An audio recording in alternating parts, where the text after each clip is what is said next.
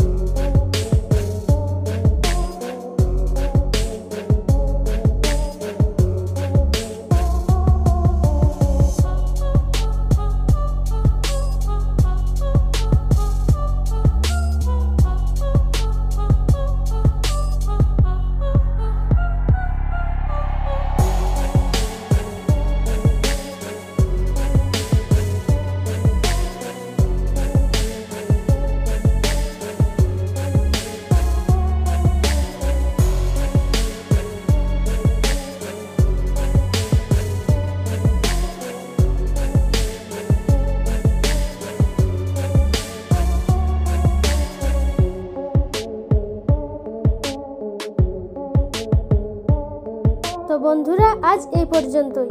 এই সিরিয়ালটি আপনারা কতটা মিস করবেন তা অবশ্যই কমেন্ট বক্সে আমাকে লিখে জানাতে ভুলবেন না।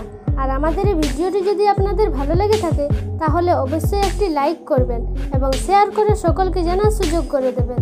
আর এরকমই বিনোদন জগতের আরও ভিডিও পেতে আমাদের চ্যানেলটি সাবস্ক্রাইব করে পাশে থাকা বেল আইকনটি ক্লিক করে রাখুন।